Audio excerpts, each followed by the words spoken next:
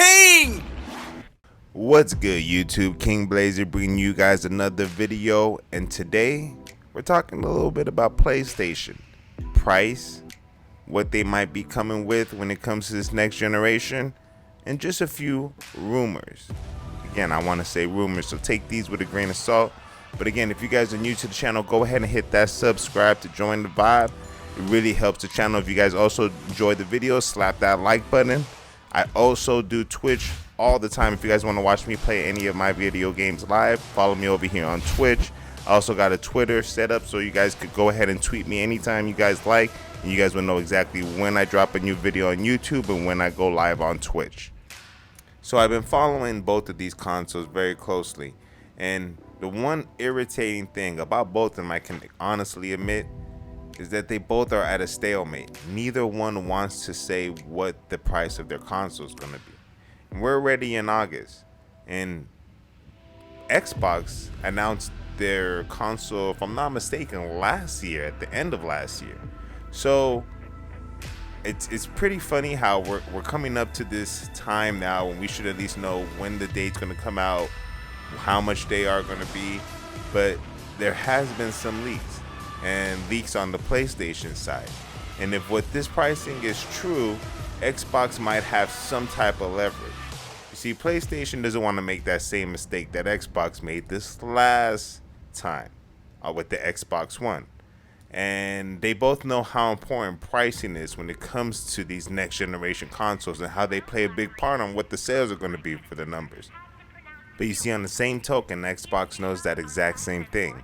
You see, they fell into that trap with the Xbox One, and PlayStation was able to undercut them by $100. Neither one wants that to happen. So they're both basically waiting for one to say the other price. Now, rumors and leaks have come out recently on how much this PlayStation might be. And according to some, it shows that they're saying, from our perspective, $499 for the PS5, which converts to $450 in the UK, seems to track with what we expect the PS5 to cost. Sony's next generation console is expected to be more expensive than the Xbox Series X's $500 compared to $400, according to some predictions, as the Japanese companies will likely aim to make a profit in its hardware. Which, if you ask me, I already knew that. For some odd reason, I have a feeling that Xbox is going to somehow undercut PlayStation this year. But I really said, just like I said before, it doesn't matter what the price is. It doesn't matter how they allow us to play games on the Xboxes. If they don't have the games, no one's going to care. So, especially if you're able to play these games on PC, why buy an Xbox Series X? It almost seems like Xbox doesn't care if you buy an Xbox Series X either. They just want you to get on the Game Pass, which is cool.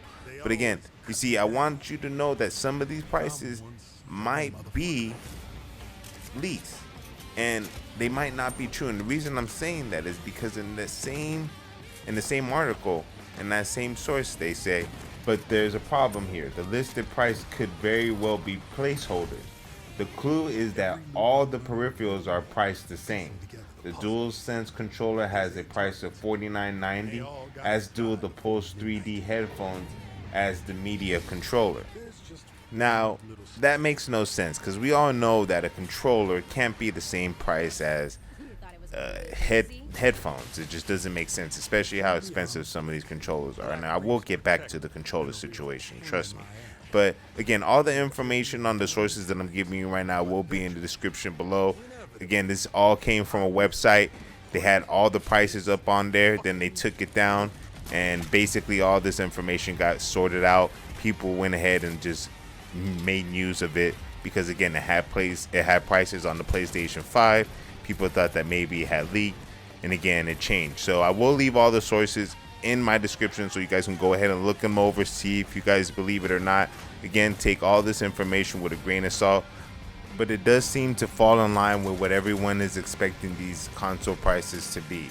You see, with Xbox seeming to be a little bit cheaper than what PlayStation 5 is going to basically offer us when they drop their console price, it shows that PlayStation 5 is coming for a price of about $500 for the disc version and about $400 for their all digital version. And if that's the case, I almost guarantee that Xbox Series X will probably come out with their X version for about $450 and their digital version for about anywhere at $199 maybe, but probably as high as about $250 to $300.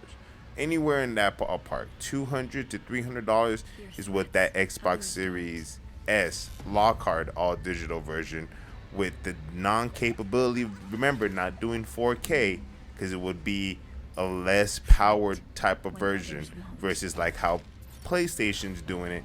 PlayStation's giving you the same specs on their digital version. It's just that it's just all digital. As for Xbox, they're giving you an all digital version and a very less powered, it can't do 4K is basically what the difference is.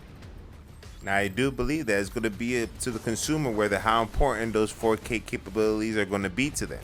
If it's not really that important to them and they're going to save them about $150, $200 on the new Series S version, I'm pretty sure they'll pick that one up. And if people really want to go all out and they want their 4K and you know they want the exclusives, they're more than likely going to get a PlayStation. I mean, again, this whole console war thing is really outdated. Most people are going to pick what they want. Xbox just needs to show that if they have the games, they will get people to buy their systems. I'm going to buy both. There's going to be people out there that are going to buy an Xbox. There's going to be people that are going to buy a PlayStation. And if Xbox does a good enough job, there's going to be people that are going to buy both. So I just feel that it just depends on what these systems decide to do down the road. But again, back to what these systems are going to do down the road in the controller situation, it's a really bad look on what PlayStation's doing right now. You see, I bought about what I think about 6-7 controllers within just this 12-month period alone. Reason being is because of the right stick always drifting on me. I might be exaggerating a little bit, maybe about 5 controllers, but I know I haven't bought no less than 5 controllers. And it's always the same thing about the right stick going through the drifting. Now, it's funny that with me having all these controllers, I know that other people have a few different controllers as well. You can't use those controllers on the PlayStation 5. Now, if PlayStation 5 controllers have these same issues and they cost more than what these PlayStation 4 controllers, that's going to be a big issue. You see, the only way you can use these PlayStation 4 controllers, so they say, on your PlayStation 5 console is if you're using it on a PlayStation 4 game. Now that's money hungry. And I really believe it's a bad look on Sony's part. Because again, you're doing your loyal fans dirty. See, Xbox isn't doing that. If you have an Xbox One controller, you can use it on your Xbox Series X. If you have a PlayStation 4 controller, unfortunately, you can only use it on a few of your PlayStation 4 games when you play a PlayStation 5. Again, it's not a good look, but again, it's what PlayStation does.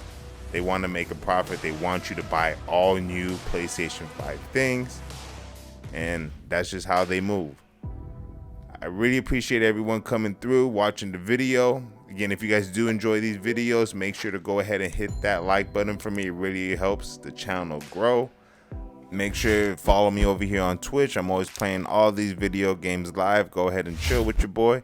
Again, I also got a Twitter set up. Tweet me anytime you guys like. Also, if you want to follow me, you also be able to know exactly when I drop my new videos on YouTube and when I go live on Twitch. Again, I'll let you guys know I appreciate each and every one of your guys' support. Y'all know how this thing goes. It's the king. And I'm out.